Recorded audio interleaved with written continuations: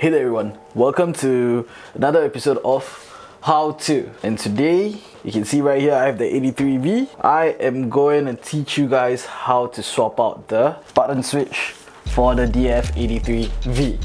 Now, bear in mind, for all the troubleshooting for most of our grinders, these are common phenomena that usually happens with the grinder probably after a really long time or after extensive wear and use. Rarely happens with the DF83V when it comes to the button switch. But just for your info, and in the event it happens, we're going to show you how to do it as hassle-free as possible. It's not an easy part to switch, but don't worry, we are here to guide you on how to do it, ensuring that it is done safely without any damage to your grinder. Okay, for this one you would need a 3mm Allen key just to remove the Allen key parts.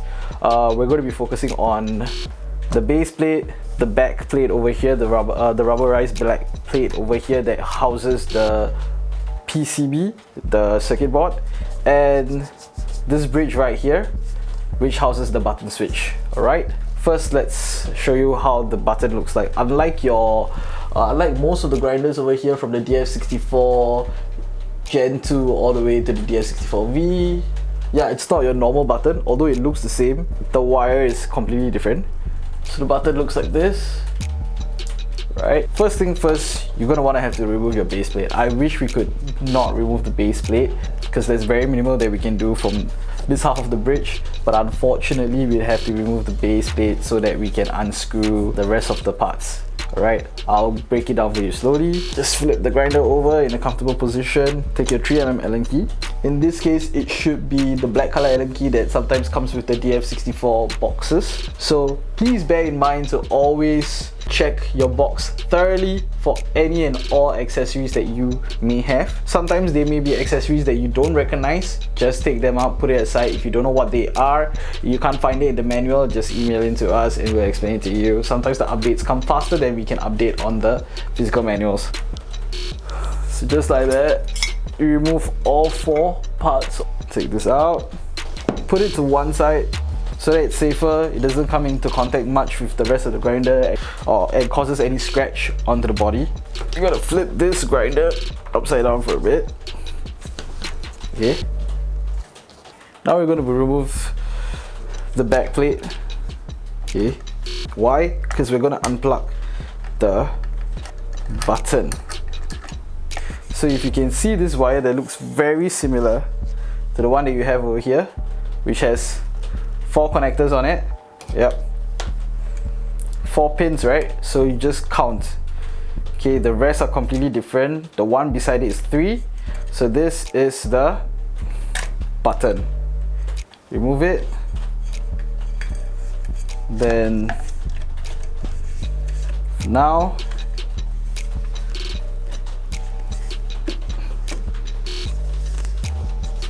you can just place it back. You don't have to screw it in yet, it's fine. It should stay in place. Now we need to access the button. As you can see over here, the button's not really accessible to you from here. So what are you going to do? You're going to remove your chute. Don't worry if it slips out from time to time, just slot it back in. This is a lot safer so that you protect your circuit board as well. Remove the 2 screws that are inside. So I've already removed one. It's a magnetic screw. So your magnetic tip screwdrivers should be able to remove them safely. There we go. Let's put them on the base plate. Safer here. Now what we're going to do is we're going to remove the chute.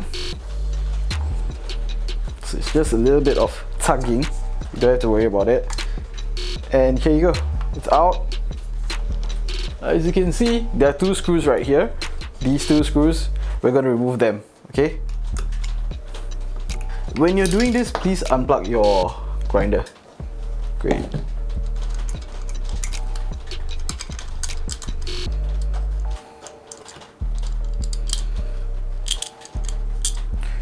That, good job. Okay, so now there's a fastener over here that you can see that secures the button in place. Just loosen it. Should be removable via your finger. Remember to pull your button out. Okay, pull it out now because it's no longer connected to the PCB board. It's a bit of a struggle, so if it still is, it's a good thing that you have your board not, the back plate not screwed in yet. Just need to push it through the gap. Once that's out, just push it through the gap. Once that's out, you should have access to the entire button. Okay, let's bring you back in. There we go. And then you can pull it out from the hole right here. You just hold this in place.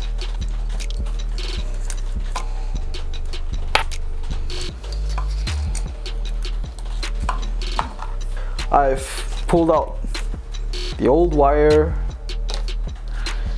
Here's the new wire. We're gonna put that in first.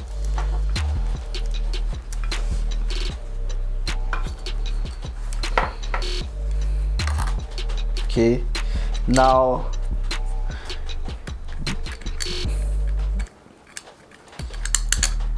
okay, great.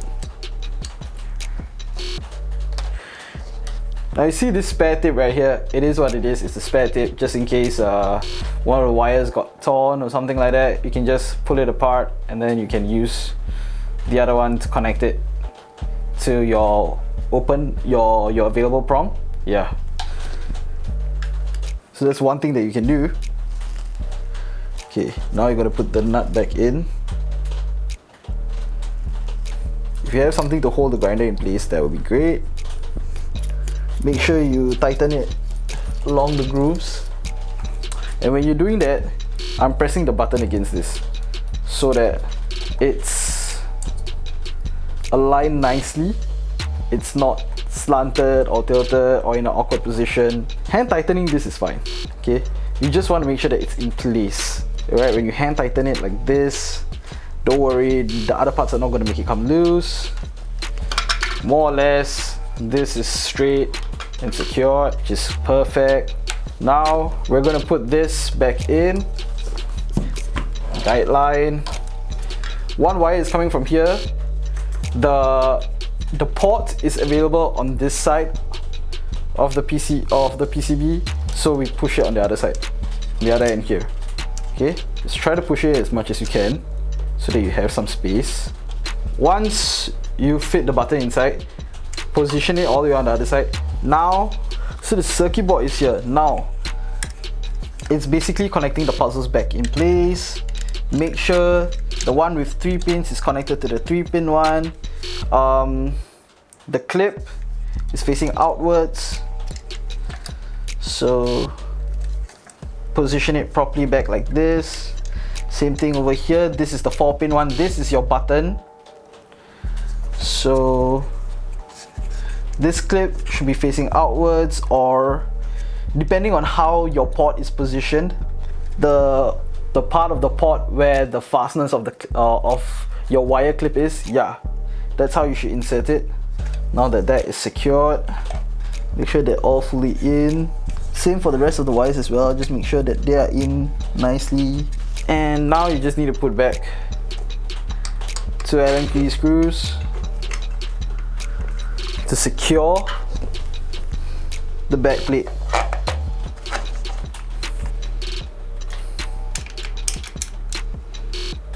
Great. Now in this position,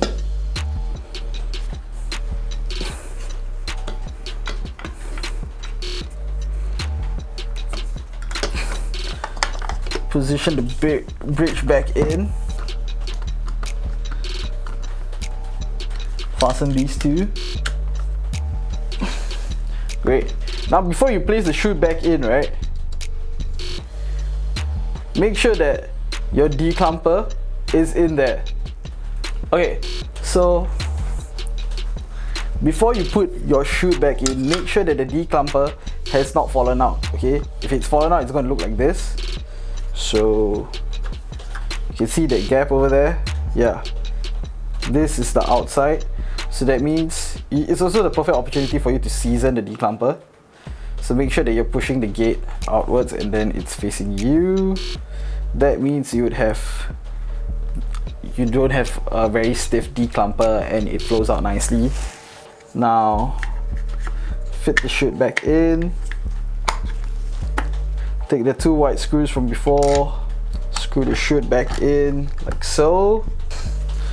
Alright, last but not least, you put the base plate back on as normal as you would with the RPM dial switch and all that, and you are done. That's basically how you do it. Now if your switch is not working, just in case the switch is not working, all you need to do, right, is go behind. Okay, the first thing you need to do is just go behind, remove the rubberized back plate and see if it's disconnected. Okay, so you know which one it is. It is the white color one with the blue and white wire, and it's the 4-pin one. So just make sure that that is still plugged in. If not, it could be a disconnect, and that's the reason why maybe your button is not working while the rest of the grinder seems to be having its having power connected to it, like your RPM dial and your switch and whatnot. And if it isn't just connected back, if it is and it's still not working, reach out to us. If it's under warranty, we'll send over a brand new switch for you to replace. You just need to follow this video step by step. Okay, so that's how you safely install the metal button switch for your DF83V. Now let us know in the comment section down below what you thought about this video and what you want to see next. Alright, and I'll see you all next time. Practice your grinder hygiene, make sure you do your maintenance for the grinders. Check out all our other videos for all the other grinders that you need maintenance or troubleshooting tips for. And yeah, I'll see you all next time. Okay, bye.